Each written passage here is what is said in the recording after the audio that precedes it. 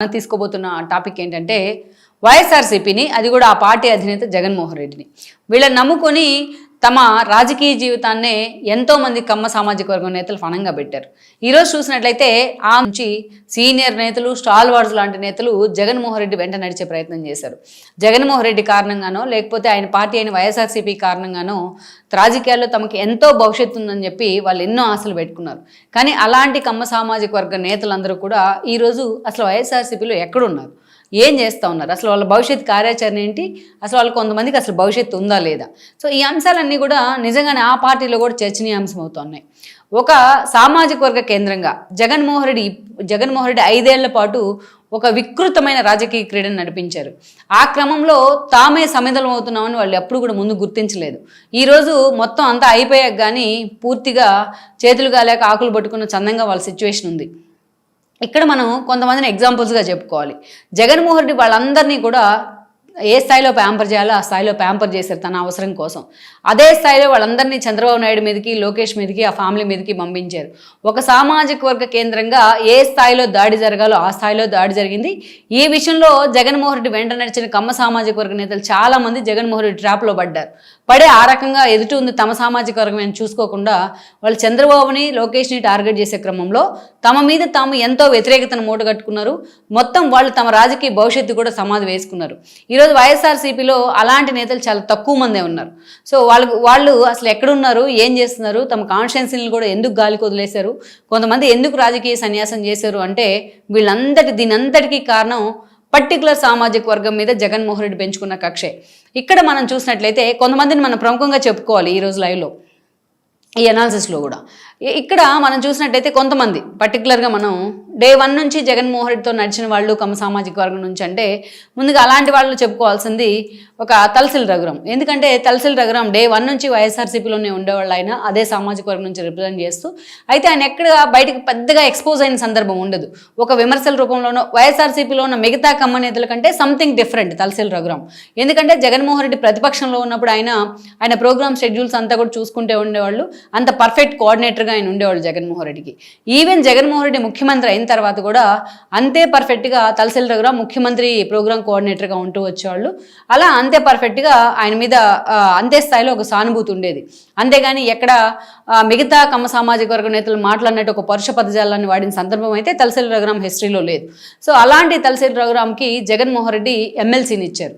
ఒక దశలో అంతగా పార్టీ కోసం ఆయన సేవ చేశారు కాబట్టి ఆయనకు మంత్రి పదవి ఇస్తారని ప్రచారం జరిగినా బట్ జగన్మోహన్ రెడ్డి మాత్రం కేవలం ఆయన్ని ఎమ్మెల్సీకే పరిమితం చేశారు. ఇక ఇప్పటికీ కూడా ఆయన జగన్మోహన్ రెడ్డి ప్రోగ్రామ్స్ చూసుకుంటా ఉన్నారు కానీ పార్టీలో ఆ స్థాయి ఆ పరిధి దాటి పార్టీలో ఆయన ఎదిగిన సందర్భం అయితే తక్కువ తలసిల్ రఘురాం. ఎందుకంటే ఈయన ముందు ఎందుకు చెప్తున్నానంటే ఈయన కొత్త ఎగ్జామ్షన్ మిగతా కమ్మ సామాజిక వర్గం నేతల కంటే. సో అక్కడి నుంచి మనం చూద్దాం. ఆ తర్వాత జగన్మోహన్ రెడ్డి వెంట నడిచిన అదే సామాజిక వర్గానికి చెందిన నేతల్లో ఉండేది ఎవరంటే కొడాలి నాని లాంటి వాళ్ళు టీడీపీ నుంచి తన రాజకీయ జీవితాన్ని అందుకున్నారు. ఆయన ఎన్టీఆర్ ఫ్యామిలీ కారణంగానే, ఎస్పెషల్లీ హరికృష్ణ జూనియర్ ఎన్టీఆర్ కారణంగానే ఆయనకి టికెట్ కూడా వచ్చింది పార్టీలో. జూనియర్ ఎన్టీఆర్ సినిమాలకు కూడా ఆయన ప్రొడ్యూసర్గా కూడా వ్యవహరించారు. జూనియర్ ఎన్టీఆర్తో చాలా సాన్నిహిత్యం ఉండేది. సో ఆయన 2014 ముందు పరిణామాలతో అప్పటికే టీడీపీ నుంచి ఆయన 2 సార్లు ఎమ్మెల్యే అయి ఉన్నారు. అలాంటి పరిణామాల మధ్య కొడాలి నాని వైఎస్ఆర్సీపీలోకి వచ్చే ప్రయత్నం చేశారు.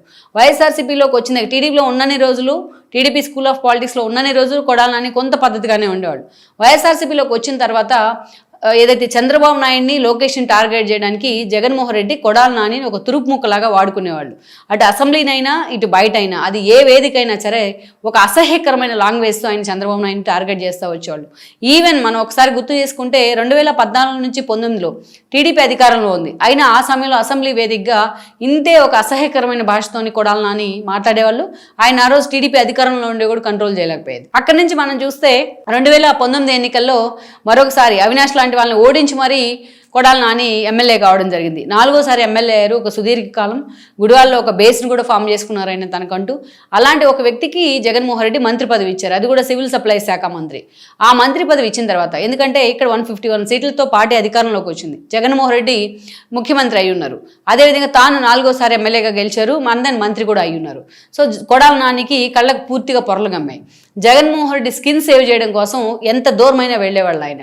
ఒక బూతుల మంత్రిగా పేరు తెచ్చుకున్నారు. ఆ బూతుల బూతులను ఎండార్స్ చేస్తూ సో ఎన్నోసార్లు తన మీద తానే తన వ్యక్తిత్వ హననం చేసుకున్నారు ఆయన. అసలు వాళ్ళ ఇంట్లో ఆయన బూతులు చూసిన వాళ్ళు ఎవరైనా సరే టీవీలు కట్టేసే పరిస్థితి. వాళ్ళ ఇంట్లో లేడీస్ ఉన్నారో లేరో కానీ ఎవరైనా సరే అలాంటి బూతులు మాట్లాడితే ఇంటి గేట్ బయట నుంచోబెట్టాలి. మరి అన్ని సంవత్సరాలు ఎలా ఆయన బూతుల్ని బయట జనమే బేర్ చేయలేకపోతే ఇంట్లో వాళ్ళు బేర్ చేసేది మాత్రం నాకు ఎప్పుడూ ఆశ్చర్యమే. సో అలా బూతులు మంత్రి అని పేరు తెచ్చుకున్నారు ఆయన. చంద్రబాబు నాయుడు క్యారెక్టర్ అసోసియేషన్ చేసే దగ్గర నుంచి లోకేష్ని టార్గెట్ చేసే వరకు, మాటకు ముందు జూనియర్ ఎన్టీఆర్ని అప్లిఫ్ట్ చేయడం, లోకేష్ని క్యారెక్టర్ అసోసియేషన్ చేయడం, లోకేష్ పుట్టుకుని కూడా అవమానించడం, భువనేశ్వర్ని బ్రాహ్మణుల్ని కూడా వదిలిపెట్టపడం, ఇలా తనకంటూ తన స్థాయి తనే దిగజార్చుకున్నారు కొడాలి నాని. సో అలా అసలు కమ్మ సామాజిక వర్గంలో కొడాలి నాని లాంటి వాళ్ళు ఎందుకు పుట్టారా అని కూడా కమ్మ సామాజిక వర్గ పెద్దలు ఆలోచించిన పరిస్థితిని కూడా తెచ్చుకున్నారు ఆయన. అక్కడి నుంచి చూసుకుంటే ఆయన మంత్రి పదవి నుంచి తీసి జగన్మోహన్ రెడ్డి పక్కన పెట్టినా తన యాటిట్యూడ్లో తన భాషలో మాత్రం ఎలాంటి మార్పు రాలేదు. దానికి ప్రతిఫలం ఏంటనేది మొన్న చూశారు ఆయన. మొన్నటి ఎన్నికల్లో తనకన్నా ఎంతో జూనియర్ రాజకీయాల్లో అలాంటి వెనిగల రాము చేతిలోని కొడాలి నాని ఓడిపోవడం జరిగింది. ఓడిపోయిన తర్వాత ఈరోజు కొడాలి నానికి భవిష్యత్తు అంటే ఒక క్వశ్చన్ మార్క్. తన ఆరోగ్యం బాగలేక బెంగళూరులో సర్జరీ చేయించుకున్నారు, పూర్తిగా హైదరాబాద్కే పరిమితం అవుతున్నారు. కొన్ని కేసులో ఇప్పటికీ ఆయన మీద లుక్అవుట్ నోటీస్ కూడా ఉంది. సో అలాంటి కొడాలి నానికి అసలు ఇంకా రాజకీయ భవిష్యత్తు ఉందా, ఆయన గుడివాడలో వచ్చినా ఏం చేయగలరు అనేది ఒక పెద్ద క్వశ్చన్ మార్క్. ఇక వేరే ఆయన క్లోజ్ అసోసియేట్, ఆయనకి శిష్యుడి రూపంలో ఉన్న వంశీని తీసుకుంటే ఈయన నిజంగా తన గురువు కంటే 2 ఆకులు ఎక్కువ చదివారంటూ బిహేవ్ చేసేవాళ్ళు. ఈయన మనకు తెలుసు 2009లో ఆయన కూడా జూనియర్ ఎన్టీఆర్ కారణంగానే పార్టీలో టికెట్ రావడం జరిగింది. అతి సామాన్య కార్యకర్తగా ఎంట్రీ ఇచ్చిన పరిటాల రవి అంచుడుగానే వంశీ లాంటి వాళ్ళకి పేరుంది. అప్పట్లో ఆయన కూడా కొంత జూనియర్ ఎన్టీఆర్ సినిమాలకు ప్రొడ్యూసర్గా కూడా కొన్ని సినిమాలకు పనిచేయడం జరిగింది. అక్కడి నుంచి వాళ్ళ ప్రోద్బలంతోనే చంద్రబాబు నాయుడు బీఫామ్ ఇచ్చారు. 2009 ఎన్నికల్లో ఆయన విజయవాడ ఎంపీగా పోటీ చేసి లగడపాటి చేతిలో ఓడిపోవడం జరిగింది. దెన్ 2014 వచ్చేటప్పటికే ఆ రోజు కేసీఆర్ నాని ప్రజారాజ్యంలో వచ్చిన ఒక చేదు అనుభవం కారణంగా టీడీపీలోకి రావడం జరిగింది.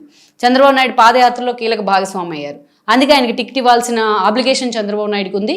అందుకే వంశీని తీసుకెళ్లి గన్నవరంలో, అంటే దాసరి బాలవర్ధనరావు ఉన్నారు అప్పటికే, ఆయన కన్విన్స్ చేసి ఆయన పక్కన పెట్టి వంశీని తీసుకెళ్లి గన్నవరం టికెట్ ఇచ్చారు. దెన్ వంశీ ఆ రోజు దుట్టా రామచంద్రరావు చేతిలో చావు దప్పి కన్నులోటపోయి గెలిచారు చాలా తక్కువ మెజారిటీతో. గెలిచిన తర్వాత స్వపక్షంలోనే విపక్షంలాగా ఉండేవాళ్ళు ఆయన వ్యవహార శైలి. జగన్మోహన్ రెడ్డిని బెజవాడ నడిబొడ్డును ఆలింగనం చేసుకోవడం దగ్గర నుంచి, సిపి రామాంజనేయులతో ఉన్న ఇష్యూస్ దగ్గర నుంచి, దేవినేని ఉమాపేద విమర్శల దాకా ఎప్పుడు కూడా ఏదో ఒక రూపంలో ఏదో ఒక వివాదంలో కాంట్రవర్సీ ఉండేవాళ్ళు ఆయన. అలాంటి వంశీకి మరోసారి టికెట్ ఇచ్చారు చంద్రబాబు నాయుడు ఎప్పుడైతే 2019లో. ఈసారి యార్లగడ్డ వెంకటరావుని తెచ్చిపెట్టారు జగన్మోహన్ రెడ్డి అదే సామాజిక వర్గం నుంచి. సో ఆయన కూడా ఓడిపోయారు వంశీ చేతిలోనే. ఇక ఓడిపోయిన కొద్ది రోజులకే నానికి మంత్రి పదవి ఇచ్చారు కాబట్టి నాని సమక్షంలో వెళ్ళి జగన్మోహన్ రెడ్డితో పాటు ఆ పార్టీలో జగన్మోహన్ రెడ్డి సమక్షంలో పార్టీలో జాయిన్ అయ్యారు. దెన్ అది అయిపోయిన తర్వాత చెప్పాను ఆల్రెడీ నేను స్టార్టింగ్లో, నాని కంటే 2 ఆకులు ఎక్కువే చదవను అన్నట్టుగా బూతుల్ని ఎండార్స్ చేసే విధంగా ఆ భాషను జనానికి పరిచయం చేశారు వంశీ. ఆఖరికి ఎవరైతే తనకి బీఫామ్ ఇచ్చారో అదే నోటితో చంద్రబాబు నాయుడుని అవమానించేవాళ్ళు, అదే నోటితో ఆయన భార్య భువనేశ్వర్ క్యారెక్టర్ అసాసినేషన్ చేశారు, అదే నోటితోని లోకేష్ పుట్టుకుని అవమానించారు. తన వెంట వచ్చిన టీడీపీ క్యాడర్ కూడా ఆ పార్టీ నుంచి కొంతమంది వచ్చారు, వాళ్ళు కూడా తనను అసహించుకునేలాగా చేసుకున్నారు ఆయన. సో దానికి రెప్లికా ఏంటనేది మనకు అనిపించింది. సో తనకన్నా ఎంతో జూనియర్ అయిన యార్లగడ్డ వెంకటరావు, ఈయన వస్తే తనకి టికెట్ ఉండదని ఆయన టీడీపీలోకి వెళ్ళడం జరిగింది. ఆయనకి టీడీపీ రెడ్ కార్పెట్ వేసింది. సో ఈరోజు ఆయన చేతిలో ఓడిపోయారు వంశీ. ఓడిపోయిన తర్వాత ఈరోజు గన్నవరం పార్టీ ఆఫీస్ తగలబెట్టిన కేసులో అరెస్ట్ అయితే ఆయన ఆహార్యం, ఆయన స్టైలు, ఆయన నడత అంతా మారిపోయింది. పక్కనే ఉన్న ఆయన క్లోజ్ ఫ్రెండ్స్ కూడా ఆయన గుర్తుపట్టలేని పరిస్థితి కల్పించుకున్నారు ఈ రోజున. పట్టుమని ఒక్కరోజు కూడా 1 గంట సేపు కూడా తన కాన్స్టెన్సీ గన్నవరంలో ఉండలేని పరిస్థితి. ఇక కొడాలి నాని కానీ అటు గుడివాడలో, గన్నవరంలో వంశీ కానీ తమ భవిష్యత్తు ఏంటనేది నిర్ణయించుకోలేని పరిస్థితుల్లో ఉన్నారు. ఈరోజు వాళ్ళిద్దరిని అక్కడ దించడానికి కూడా, అక్కడ నిలబెడటానికి సమన్వయకర్తలుగా జగన్మోహన్ రెడ్డి డేర్ చేయట్లేదు. అంటే వాళ్ళ మీద అంత నెగిటివిటీని వాళ్ళే సెల్ఫ్ గోల్ చేసుకొని తెచ్చుకున్న పరిస్థితి ఉంది. ఇక వేరే కేసీఆర్ నానిని తీసుకుంటే అదే కమ్మ సామాజిక వర్గం నుంచి అదే కేసీఆర్ నాని చంద్రబాబు నాయుడు ఆయనకి 2014లో టికెట్ ఇచ్చారు, 2019లో టికెట్ ఇచ్చారు. సో 14 నుంచి ఆయన ఎన్నోసార్లు దుర్గా ఫ్లైఓవర్ దగ్గర నుంచి అనేక అంశాల్లో కీలకంగా ఫైట్ చేస్తూ వచ్చారు. అటు టాటా వాళ్ళతో పరిచయాల దగ్గర నుంచి అనేక ఏదైతే సిఎస్ఆర్ ఫండ్స్ కూడా తన కాన్స్టిట్యున్సీకి తెప్పించుకున్నారు. అటు గడ్కరీ లాంటి వాళ్ళతో బీజేపీ నేతలతో ఒక క్లోజ్ బాండింగ్ ఉండేది. ఇవన్నీ వచ్చింది కూడా ఆయనకి టీడీపీ వల్లే, ఇవన్నీ వచ్చింది కూడా చంద్రబాబు నాయుడు వల్లే. కానీ అదే చంద్రబాబు నాయుడిని 2019లో పార్టీ ఓడిపోయిన పరిస్థితిలో ఉంటే పార్టీకి అండగా నిలబడాల్సింది పోయి ప్రతి విషయంలో ఈగోకి వెళ్ళేవాళ్ళు ఆయన యారిగెన్స్నే ఈరోజు ఆయన రాజకీయంగా సమాధి చేసే ప్రయత్నం వచ్చింది. వచ్చింది ఆయనకి. శ్వేతని మేయర్గా చేద్దాం అనుకున్నారు ఆయన, కొన్ని ఈక్వేషన్స్ కారణంగా అది కుదరలేదు. దానికి టీడీపీ అధిష్టానందే బాధ్యత అంటారు. చంద్రబాబు నాయుడు దగ్గర బొక్కేలు విసిరి కొడుతున్న దగ్గర నుంచి అవసరమైతే నేను ఇండిపెండెంట్గా విజయవాడ నుంచి గెలుస్తాననే కాలరేగరేసే అతిశయం దాకా తన చేతులారా తన రాజకీయ జీవితానికి ఆయనే ఫుల్ స్టాప్ పెట్టుకున్నారు. పోనీ పార్టీ నుంచి కామ్గా ఉన్న లాస్ట్ మీట్ వరకు ఆయన గౌరవించారు చంద్రబాబు నాయుడు కానీ అందరిన లోకేష్ కానీ. ఇక తిరువురు లాంటి ఒక ఇష్యూస్, దేవదత్తు లాంటి వాళ్ళని అవమానించిన తర్వాత ఆయన పక్కన పెట్టారు. అప్పటికే చిన్నీని పార్టీ కూడా ప్రమోట్ చేస్తూ వచ్చింది, ఈయన ఎప్పటికైనా నమ్మలేమనే సిచ్యువేషన్తో. సో ప్రతి చిన్న ఇష్యూకి చీటికి మాటికి పార్టీ మీద అలుగుతూ ఉండేవాళ్ళు ఆయన. సో ఆయన ఇగోనే, ఆయన ఏదైతే ఆయన అహంకారమే, ఆయన చూపించిన అహంకారమే మొన్నటి ఎన్నికల్లో ఆయన దెబ్బేసింది. టీడీపీ నుంచి లాస్ట్ మినిట్లో వెళ్ళి వైసీపీలోకి ఇమీడియట్గా పార్టీ జెండా కప్పుకుని ఇమీడియట్గా విజయవాడ పార్లమెంట్ నుంచి పోటీ చేస్తే ఈరోజు తన సొంత తమ్ముడైన చిన్ని చేతిలోనే ఆయన ఓడిపోవడం జరిగింది. ఓడిపోయిన తర్వాత రాజకీయ సన్యాసం చేస్తున్నా అని ప్రకటించారు. వీళ్లే కాదు, ఇంకా మనం చూస్తే పీవీపీ లాంటి వాళ్ళు 2019 ఎన్నికల్లో కేసీఆర్ నాని చేతిలో పీవీపీ ఓడిపోయారు. ఆయన ఎలాగైనా గెలిపిస్తా అని ఆయనతో పాపం జగన్మోహన్ రెడ్డి చాలా డబ్బులు పెట్టించారు. సో ఓడిపోయిన తర్వాత ఆయన జగన్మోహన్ రెడ్డి అపాయింట్మెంట్ ఇచ్చిన పాపని పోలేదు. అందుకే ఎన్నోసార్లు పీవీపీ తన ఆవేదనను సోషల్ మీడియా వేదికగా వెళ్ళగక్కిన సందర్భాలు ఉన్నాయి. ఇక పూర్తిగా ఆయన కూడా రాజకీయాలను వదిలేశారు. జగన్మోహన్ రెడ్డి నమ్ముకున్న వేస్ట్ అని చెప్పేసి. అంతకుముందు కోనేరు ప్రసాద్ 2014లో విజయవాడ నుంచి పోటీ చేస్తే సో ఆయన కూడా ఓడిపోవడం జరిగింది. ఆయన కూడా ఆల్మోస్ట్ ఇక హైదరాబాద్లో ఉండలేక, విజయవాడలో ఉండలేక జగన్మోహన్ రెడ్డి పార్టీని వదిలిపెట్టి చెన్నై వెళ్ళిపోయారు. ఆ తర్వాత మొన్నటి ఎన్నికలకు ముందు అనారోగ్యంతో ఆయన మరణించడం జరిగింది. సో వీళ్ళంతా ఇక అబ్బాయి చౌదరి లాంటి నేత మాత్రం ఈరోజు దెందులూరు ప్రభాకర్ చేతిలో ఓడిపోయారు మొన్నటి ఎన్నికల్లో. గతంలో మొన్న గెలిచిన 19లో మొన్న ఓడిపోయారు. ఓడిపోయిన తర్వాత ఈరోజు చింతమనేని ప్రభాకర్ కారణంగా అనేక రకాల ఇబ్బందులు ఎదుర్కొంటున్నప్పటికీ జగన్మోహన్ రెడ్డి ఆయన పిలిచి కూర్చోబెట్టుకొని మాట్లాడిన సందర్భం లేదు, మాట్లాడిన పరిస్థితే లేదు. అలా మనం చెప్పుకున్నట్లయితే వీళ్ళందరూ ఇక వీళ్ళతో పాటు ఇంకొక క్యాండిడేట్ ఉన్నారు, ఆయన ప్రత్యేకంగా చెప్పుకోవాలి. ఆయనే దేవినేని అవినాష్కి చంద్రబాబు నాయుడు ఎంత ప్రయారిటీ ఇచ్చారో మనకు తెలుసు. ఎంత ప్రయారిటీ ఇచ్చారు అంటే తన తండ్రి చనిపోయిన తర్వాత ఆయన హక్కును చేసుకున్నారు చంద్రబాబు నాయుడు. ఆయనకి తెలుగు యువత బాధ్యతలు ఇచ్చారు. సరే అంతటితో ఆకుండా ఆయనకు 2019లో కొడాల నాని లాంటి సీనియర్ నేత ముందు అవినాష్ గెలవడం చంద్రబాబు నాయుడుకి కూడా తెలుసు. కానీ అతన్ని రామ్మోహన్ నాయుడు తరహాలోనే ప్రమోట్ చేయాలనే విషయంలో సో ఆయనకి గుడివాడ టికెట్ ఇవ్వడం జరిగింది. పిన్నమనేని ఫ్యామిలీ దగ్గర నుంచి రా వెంకటేశ్వర దాకా అందరినీ కన్విన్స్ చేశారు చంద్రబాబు నాయుడు అవినాష్ కోసం. ఇదే అవినాష్ కొడాల నాని చేతిలో ఓడిపోయి అదే కొడాల నాని చేతులు పట్టుకొని వెళ్ళి వైఎస్ఆర్సీపీలో చేరారు. ఆ టైంలోనే చేరిన దగ్గర నుంచి తల్లిపాలు తాగి రొమ్ము గుద్దే విధంగా వంశీ కంటే నాని కంటే 2 ఆకులు ఎక్కువే చదివినట్టు లోకేష్ని చంద్రబాబు నాయుడిని టార్గెట్ చేసేవాళ్ళు. కనీసం తను అనుభవించిన పదవులు కానీ తనకిచ్చిన టికెట్ కూడా ఆయనకి గుర్తులేదు. సో అలాంటి అవినాష్ జగన్మోహన్ రెడ్డి కూడా చాలా క్లోజ్ అయ్యారు.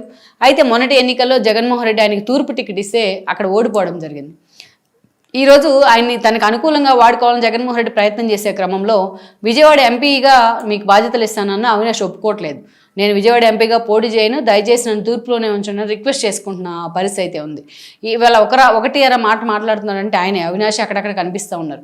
ఈరోజు జగన్మోహన్ రెడ్డి నమ్ముకున్న కారణంగా అవినాష్ మీద కూడా కేసులు ఉన్నాయి. ఈరోజు పార్టీ ఆఫీస్ మీద దాడి జరిగిన కేసులో ఆయన మీద కేసులు నమోదయ్యాయి. అంతేకాదు ఆయన లుకౌట్ నోటీస్ కూడా వచ్చిన పరిస్థితుంది. ఇప్పుడు మనం చెప్పుకున్న కొడాల నాని మీద కేసులు ఉన్నాయి, అదేవిధంగా దేవినేని అవినాష్ మీద కేసులు ఉన్నాయి, వంశీ మీద కూడా కేసులు ఉన్నాయి.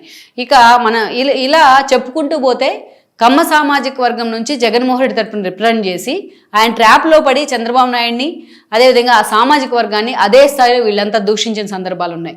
ఆఖరికి ఎన్నికల కమిషన్కి కూడా ఎన్నికల కమిషన్కి కూడా నిమ్మగడ్డ రమేష్కి కూడా కులం వండించిన పరిస్థితి ఉంది. ఆ రోజున కరోనా వస్తే దాన్ని కూడా కమ్మరోనా అని మాట్లాడిన పరిస్థితి ఉంది జగన్మోహన్ రెడ్డి లాంటి వాళ్ళు.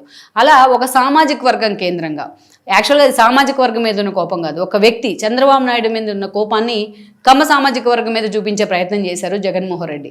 ఆ సామాజిక వర్గం కూడా తమదే అని మర్చిపోయి వీళ్ళంతా జగన్మోహన్ రెడ్డి తరపున వీళ్ళంతా కూడా వాయిస్ వినిపించి ఆ పర్టికులర్ సామాజిక వర్గం మీద విషయం కక్కే ప్రయత్నం చేశారు. ఇలా విషయం కక్కుతూ ఉంటే తన భవిష్యత్తు ఏంటి, తమ భవిష్యత్తు ఎలా ఉంటుందని కూడా చాలామంది ఆలోచించలేదు. ఇక్కడ చూసుకుంటే కాపు సామాజిక వర్గాన్ని తిట్టించే క్రమంలో పేర్ని నాని లాంటి వాళ్ళని, గుడివాడ అమర్నాథ్ లాంటి వాళ్ళని బలిపరుసం చేసేవాళ్ళు జగన్మోహన్ రెడ్డి, బూతులు మాట్లాడించేవాళ్ళు పవన్ కళ్యాణ్ని. కానీ దాడిశెట్టి రాజా లాంటి వాళ్ళు చాలామంది ఎవరు కూడా పవన్ కళ్యాణ్ ఇంకా మెజారిటీ నేతలు వైసీపీలో ఉన్న ఎవరు కూడా తిట్టలేదు. సో ఆ లౌక్యాన్ని కనీసం ఈ సామాజిక వర్గం నేతలు చాలామంది ప్రదర్శించలేకపోయారు. వైసీపీలో ఉందే పిడికడి మంది అయితే ఆ పిడికడి మంది కూడా జగన్మోహన్ రెడ్డి ట్రాప్లో పడి ఆయన పూర్తి స్థాయిలో ఆయన మైండ్ గేమ్లోకి వెళ్ళిపోయి తమ సామాజిక వర్గంలో తమ మీద తామే బురద పోసుకునే ప్రయత్నం చేసుకున్నారు. నిజానికి ఇక్కడ 2 రకాలు ఉంటారు. సెల్ఫ్ గోల్ చేసుకునే వాళ్ళు ఉంటారు రాజకీయాల్లో. అందుకే అంటారు రాజకీయాల్లో హత్యలు ఉండవు, ఆత్మహత్యలే ఉంటాయి అని చెప్పేసి. కానీ వీళ్ళ విషయానికి వచ్చేటప్పటికి వీళ్ళే తమకు తామే గొయ్యి తీసుకుని తామే ఆ గొయ్యిలోకి తమ మీదే మట్టేసుకున్న తరహాలో జగన్మోహన్ రెడ్డి ట్రాప్లో పడ్డారు వాళ్ళంతా. సో ఈరోజు వాళ్ళ రాజకీయ భవిష్యత్తు ఏంటా అంటే అందరి మీద కేసులు ఉన్నాయి, అందరూ కూడా కేసులు ఎరుక్కొని ఉన్నారు. తమ కాన్స్టిట్యున్సీల మీద ఫోకస్ పెట్టలేని పరిస్థితి, తమ భవిష్యత్తు మీద ఒక భరోసా లేని పరిస్థితి. సో అందుకే ఏదైతే అందరూ చెప్తూ ఉంటారు నిండుకుండా తొనకదు అని, ఎగిరెగిరి పడతా ఉంటే తమ టైం బాగున్నప్పుడు, టైం బాగాలేనప్పుడు ఇలాంటి సిచ్యువేషన్ ఎదురవుతూ ఉంది. ఈరోజు ఏ ఒక్కరి రెస్క్యూ కూడా జగన్మోహన్ రెడ్డి నిలబడే పరిస్థితి అయితే లేదు. ఇప్పటికైనా ఇలాంటి వాళ్ళు గ్రహించి కులాల కంపుకి ఎంత దూరంగా ఉంటే, కుల సమీకరణాలకు ఎంత దూరంగా ఉంటే అంత బాగుంటుంది అనేది ఇలాంటి వాళ్ళని చూసి రేపటి తరమైన నేర్చుకోవాల్సిన అవసరం ఎంతైనా ఉంది. ఈ వీడియో మీకు నచ్చినట్లయితే please share, like and subscribe R24 Telugu.